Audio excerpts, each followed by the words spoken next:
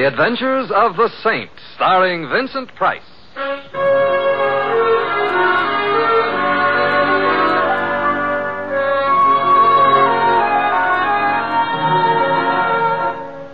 The Saint, based on characters created by Leslie Charteris and known to millions from books, magazines, and motion pictures. The Robin Hood of modern crime now comes transcribed to radio, starring Hollywood's brilliant and talented actor Vincent Price as the Saint. Will there be anything for dessert, Mr. Templar? No, I think not, Carl. Just some more coffee, please. Certainly, Mr. Templar. Thank you. Hey, excuse me. Do you mind if I sit down here with you? Why, I'd be happy if Oh, you... thank you. I hope you realize I wouldn't approach a perfect stranger if it wasn't a matter of life or death. Oh, I'm sure And it is a matter of life or death. That's why I had to sit down with the handsomest man in the room. You. Well, But you certainly aren't much of a conversationalist. Well, happily, you fill the gap. Now, how may I be of service in this matter of life or death? Do you think you could gaze into my eyes as if I was the only woman in the entire world? But don't make it anything personal. Well, I consider it a thespic challenge. I want you to hug me with your eyes while I spurn you proudly. La belle dame sans merci. Well, now, how's this for an ardent yet humble gaze? Oh, not now. He's not watching. Sorry, I didn't mean to be fresh. Who's he? Marvin. He's over there with that woman. Oh. He's looking at her the way I want you to look at me. This I shall have to see. Oh, don't turn around. They're leaving. They'll see you. Well, shall I start hugging you now? I'm sure it will be good for the muscles in my eyes. Yes, hurry up. I'm hugging. Stop. Why? He never even noticed me. He walked right on out. Oh, men. Here you are, Mr. Templar. Oh, I'm sorry, Carl, but would you mind changing that coffee to a double brandy? Right away, sir. But I never drank. Not for you, dear. Me. Oh. Did he say Mr. Templar? Not Simon Templar. Simon Templar. The Saint? The Robin Hood of modern crime? Mm-hmm. Fate has led you to me. Yeah, I must have a word with fate. And before fate entangles us further, what's your name? Alice. Alice Parks. But you can call me Alice. Thank you, Alice. Could you give me an explanation of this in a few thousand well-chosen words? You mean to say you haven't figured it out? And you, a perfectly marvelous detective? Well, I'm a little slow, Alice. A heavy meal. Well, that was Marvin. Marvin Hickerson. We were engaged, practically. And? And then he came to the city. He's a scientific farmer, but he sold his farm. For how much, may I ask? $50,000. Oh, how scientific can you get? He said he had to come here to pursue his new vocation. To the city, I mean. And what is his new vocation? Oh, he's a private eye. Well, I guess there's always room for one more. You do see, don't you? Yes, of course. See what? How horrible the whole thing is. Marvin has met this woman. And I found out he's drawn out his whole $50,000 out of the bank this morning, and, well, he's carrying it around with him. Now nobody will help me, and I don't know what to do. Alice, tell me, are you worried about Marvin, or are you worried about the money? Oh, I'm only worried about Marvin, Mr. Templar. He's an awful dope. But I love him. I see. If you would go to him and tell him, well, the facts. The facts? Well, you know, about life. Well, frankly, I'm not feeling very fatherly at the moment, but I'll try. You will? You really will? You swear it by something sacred? I swear it by something sacred. Oh, Mr. Templar, you're the nicest detective a girl ever had for a detective.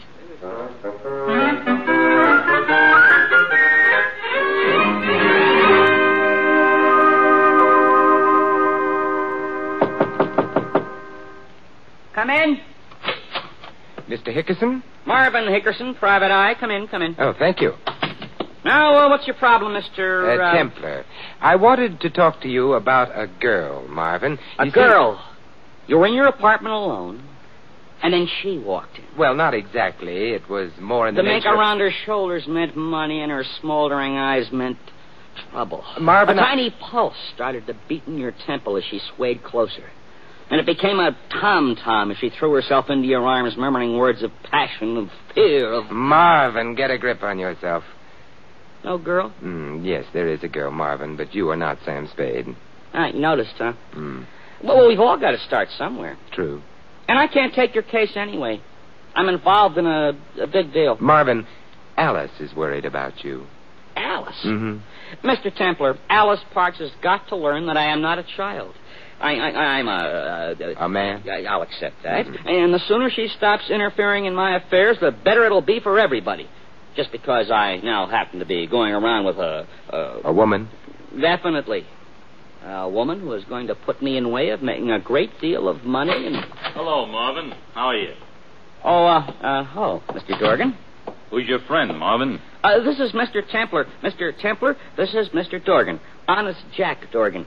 He trains horses. He's from Kentucky. Kentucky, yeah. Glad to meet you, Mr. Dorgan. So you're from the bluegrass country? Huh?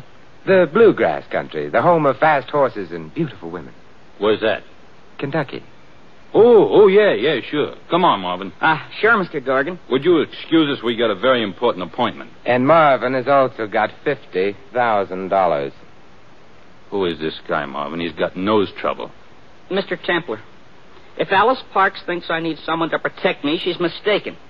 My experience as a private investigator has made me a pretty shrewd judge of character. And my faith in the integrity of honest Jack Dorgan is unbounded. Thank you, Marvin Hickerson. Right. Come on, Marvin. The Colonel and Corley are waiting. So long, friend. So long, honest Jack. See you at Churchill Downs sometime. Where's that? Why, in your old home state, Kentucky. Ooh, Kentucky. Kentucky.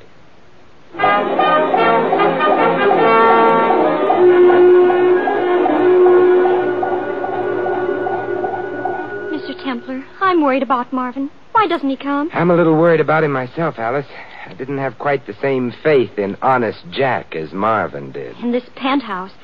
Marvin never had expensive taste, never in his life. And her picture on the piano. All my love, Marvy, honey. You're Coralie. It's rather sultry looking, isn't she? Oh, I suppose she's pretty. If you happen to care for that type. Who doesn't? Oh, you men are all alike. It's a convenient arrangement. Oh, he's just an absolute Beast. Don't you dare call Marvin a beast. Why doesn't he come, Mr. Templar? Yeah, I think I heard the elevator, Alice. That may be... Marvin! Hello, Alice. You better let me have that gun, Marvin. No, I'll need it. I'll need it when they hunt me down in the inevitable end. Marvin, what's happened? Tell me. Alice, Mr. Templar, you see before you an outlaw, a criminal. Give me the gun, Marvin. No! I have lived by the gun, and in days, hours, minutes, I shall die by the gun. What did you do, Marvin? Alice, I killed a man. Oh, you didn't. I did. Or I think I did. It's all so confused. Sit down, Marvin. There isn't time. The police will be after me, maybe with bloodhounds. Oh, I doubt if they could track you up the elevator shaft. Now, look, where was this killing, and who got killed? Mr. Dorgan, in the hotel here, in Suite A on the 7th floor. But you didn't do it. You couldn't have. Tell him you didn't do it, Mr. Templar. Let him tell it, Alice. What happened, Marvin? It's all mixed up. There were a lot of people there, all betting a lot of money on the horses, and I was there with the Colonel and Coralie and... Coralie? I knew she was mixed up in this. Go on, Marvin. And I bet my $50,000 on a tip Mr. Dorgan gave us because he knew the race was fixed. And I won $200,000. Yes? And then Mr. Dorgan told me to bet it all on another race that was fixed. But the horse lost, and there was a big argument, and somebody put a gun in my hand, and it seemed to go off, and Mr. Dorgan fell down, and there was blood all over. It was awful. Did anyone call the police? I don't know. I guess somebody did. Everybody saw it. I'm a murderer. You are not, Marvin. Just because you killed someone, that doesn't make you a murderer. Does it, Mr. Templar? I think I'd better investigate this. Marvin, you wait here with Alice. No! They'll never take me alive. Marvin, come back here. It's better this way, Alice. Forget me. Forget that somewhere in the night there's a pale, hunted, penniless fugitive from justice. Find someone to take my place in your heart. Farewell. Marvin!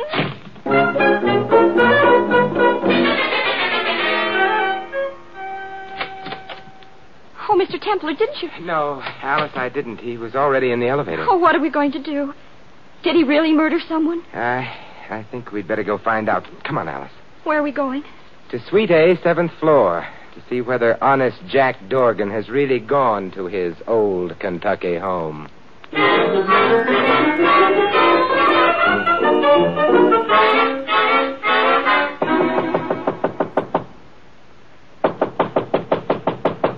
No answer. But there must be someone in there. Marvin said the room was filled with people. Now, let's try the door. It's open. Huh. It's dark in here. Wait till I find the light switch. Well, do you have to turn on the lights?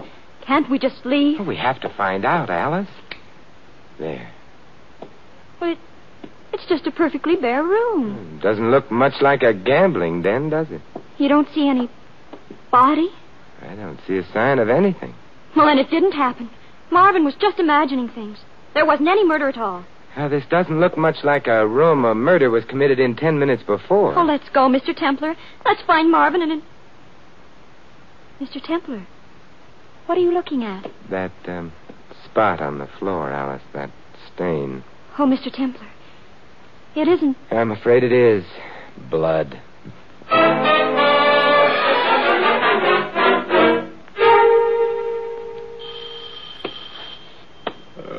I'm coming. Oh, Alice, come in. Oh, Mr. Templar, how could you sleep so late with poor Marvin roaming the streets? A hunted fugitive. What time is it? 7:30. Well, I forced myself. And how do we know Marvin is a hunted fugitive? Was anything in the papers about a killing? No, but the body will turn up, won't it? I mean, they always do. Usually. What are you going to do to find Marvin? I think I'll go out and make a few bets on the horses. What? You're going to spend the day in carefree abandonment while poor Marvin is roaming the streets, a hunted fugitive? I'd like to find out more about Marvin's friends, Coralie and the Colonel. Talking about horses in the bar of the Croydon, well, it might be a way of getting acquainted. You're going to get acquainted with her? Well, I'll go along to protect you. Thank you, but no. You won't turn into putty in her hands. She won't mold you as she wills. Maybe even a fate worse than death. It's a pleasant way to go. Well, all right, I trust you. Thank you. You're nice, Mr. Templar. And I want you to know that if it wasn't for Marvin, well, I might seriously consider you. No. And here you are, working to save your rival. Why, it's like Sidney Carton. It is a far, far better thing I do than I have ever done before. This is... goodbye, Alice. Goodbye, Sidney.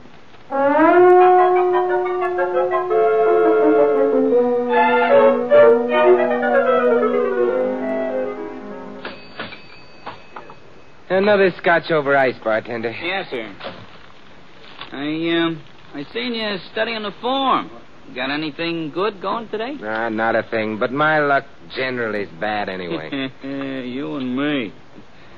Going out to the track today? Well, I generally like to place my bets elsewhere. I bet fairly large amounts, and at the track this brings down the odds. Brings down the... You're kidding. Oh, I generally lose, but then everyone has to have a hobby.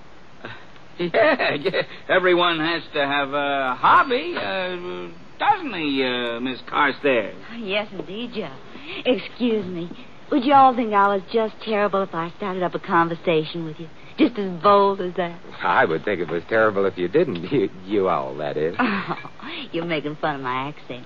I'm from Kentucky, the horse country. That's why I couldn't resist when you started talking horses. The fraternity of horse players. You wouldn't be going out to the track today, Miss... Carstairs. Coralie Carstairs. And your name? My name is Heathcliff, Coralie. Simon Heathcliff. I'm delighted to know you. Thank you. Are you going to the track? I'd love to, but I have to ask Daddy. He's awful smart about the races. He wins all the time, just scads of money. Oh, this sounds like a gentleman I should meet. Are you staying here in the hotel? We have rooms on the 7th floor. Would you all care to come up? Wow, would just love to.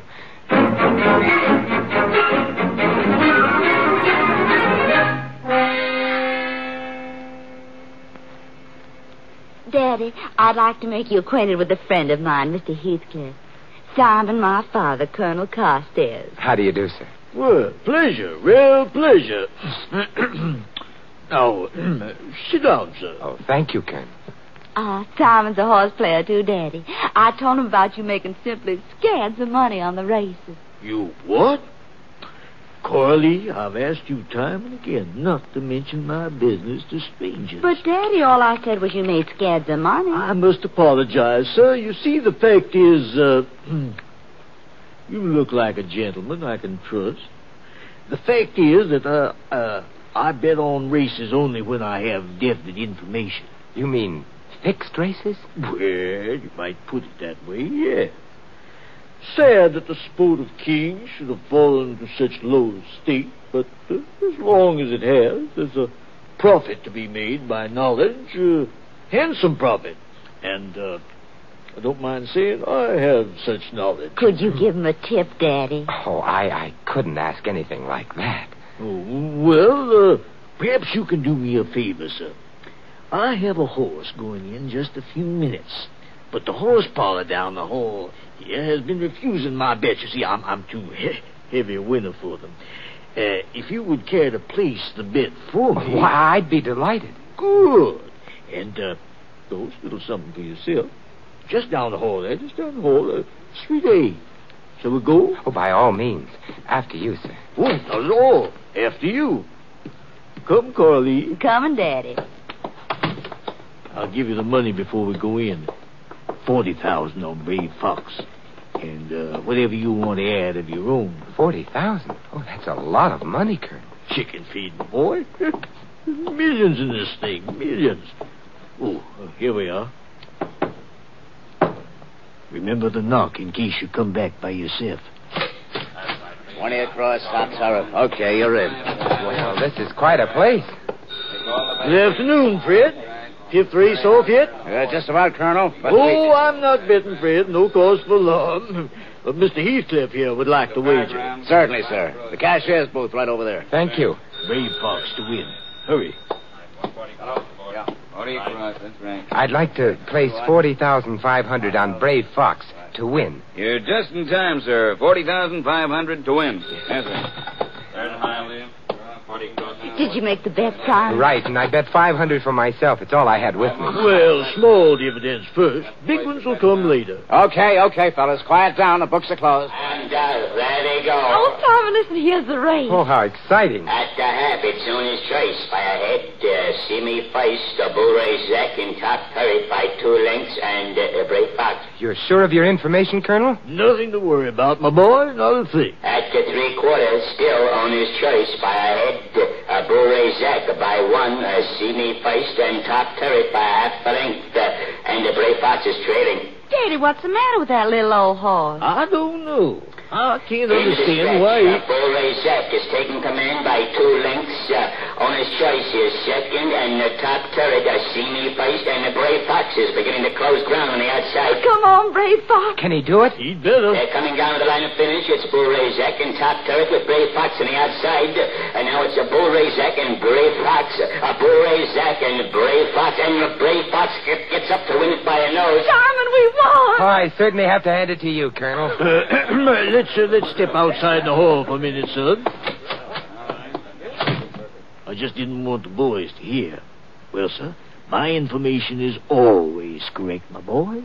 Always. How much did we win? Well, let's see. At 2 to 1, I get back 120,000. And Mr. Heathcliff, you get back 1,500, sir. Pity you didn't have more with you. I don't want to appear greedy, Colonel, but do you have anything else running today? Not today, my boy. Nothing sure. And, of course, I never bet unless it's sure. Tomorrow? Well, you have the fever, don't you? Yes, I have something tomorrow, or will have. Meet me back here at the same time if you want to get in on it. Could I draw some real money out of the bank to bet on it? Much as you like, my boy. Of course, that's purely up to you. Of course, I make no guarantee. Oh, certainly, it's a pretty risky business, eh, Colonel? Why, I might lose my shirt. Yes. Yes, indeed, sir.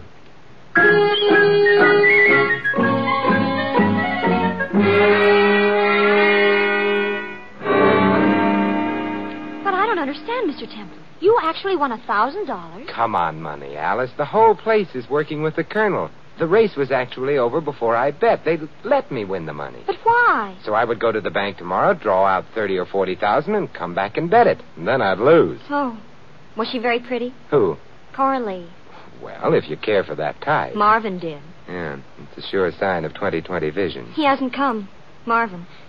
When I think of him out there, a poor, lonely, hunted fugitive. Yeah, I know. And here we are, the two of us, safe, alone in your apartment, the two of us. Alone. In your apartment. Alice, What's that? hey, somebody outside the window. I'll open it. Marvin!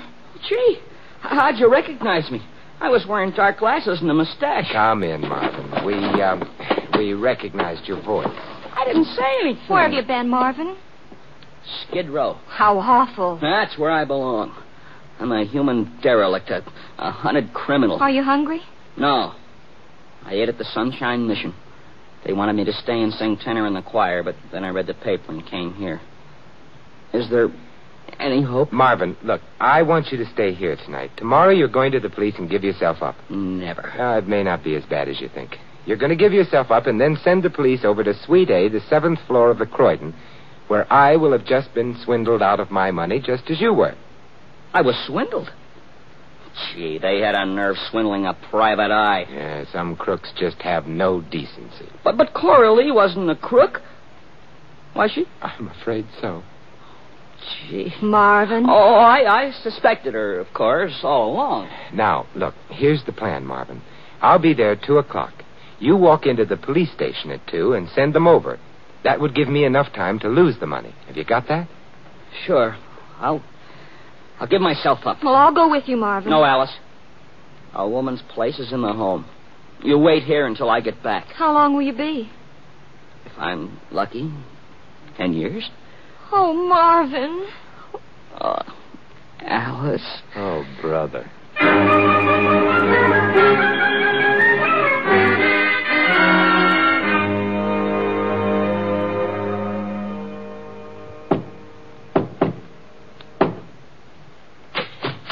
Hello, Colonel. Come in, sir. Come in. I don't quite understand, Colonel. Where is everybody? Where's Fred, the cashier, all the betters? Well, it's just a family party today, sir. Just Coralie and myself.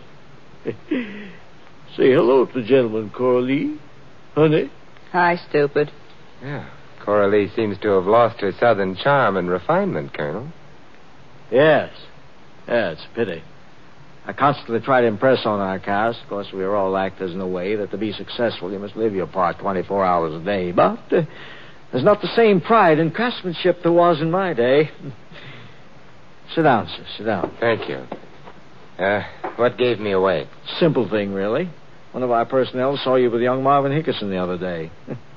Come in, Dorgan. Hi, Nosy. Well, honest Jack Dorgan from Kentucky. Then you really weren't shot, Mr. Dorgan. The gun held blanks. The blood was ketchup. Merely a convenient way of getting rid of a sheared lamb. I thought as much. Now what happens? Nothing. Nothing at all, Mr. Templar. No doubt you have the police outside waiting to pounce after we take your money. How much did you bring, by the way? 30,000. Oh, shame we have to pass it up. We're going to pass up 30 grand? Necessity, Coralie. Let me at least beat the 1,000 out of him he won from us, Colonel. Him and his Kentucky. That would be the police. A little early, aren't they, Mr. Templar? Come in. Reach for the sky. I got you covered. Marvin. I didn't go to the police, Mr. Templar. I thought if I brought the gang in myself, I might get a lighter sentence. Lighter sentence for what? Why, for sure. Mr. Dorgan. Yes, Mr. Dorgan made a quick recovery, Marvin. Yeah, and I got a gun, too. You see it? Well, this is convenient.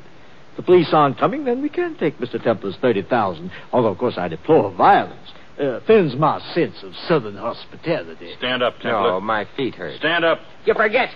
I've got a pistol here. Don't anyone move. What pistol, Marvy? The same pistol I shot you with, that's what. Marvin, look, the cartridges are blanks. Blanks? I don't believe it. Oh, you don't, huh? Stay away from him, Dorgan. Yeah, you stay away from me or I'll shoot. Go ahead, have fun. I will. I'll... Shoot some more, Marvy. It tickles. Marvin! Well, they're coming in like flies. You shouldn't have come, Alice. These men are trying to kill us. No, I've got her blank cartridges. Are they? Take a look at the hole in the wall, Mr. Dorgan. It's lucky that Marvin missed you. Yeah, sure, a hole in it. Hey, That's a bullet hole. Yes, it is, isn't it? Put that thing down, kid. Somebody could get hurt. Alice, did you change the bullets? Yes, I did. I know Marvin a little better than you, Mr. Templar. I checked his gun before he went out to give himself up to the police, just in case. Yeah. Get back, you rats. You're dealing with Marvin Hickerson, Private Eye. Me too, Marvin, honey. Well... You too, Coralie, honey. Yes, you too. And I'll take my 50,000 back, too. Oh, such a pity. You seldom meet a young man so willing to part with money. Stay right where you are, Colonel. Don't worry, Mr. Templar. I can handle him. This is only the start of a long and successful career as a private eye. Marvin, I think Alice might have something to say about your career. Alice? Alice, do you still... You know... Yes, Marvin. Very much. Ecstatically so. Get back, you rats. You're dealing with Marvin Hickerson, scientific farmer.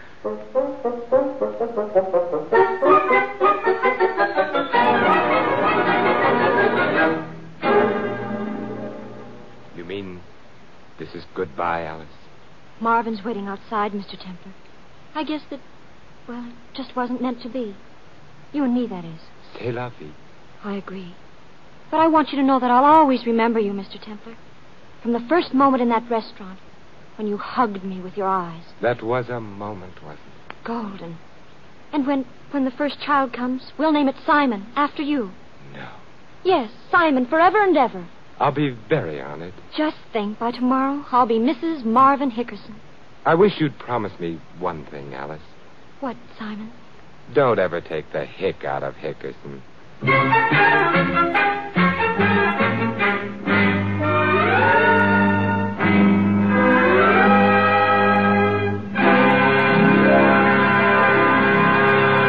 You have been listening to another transcribed adventure of the Saint, the Robin Hood of modern crime. And now, here is our star. Ladies and gentlemen, this is Vincent Price, inviting you to join us again next week at this same time for another exciting adventure of the Saint. Good night.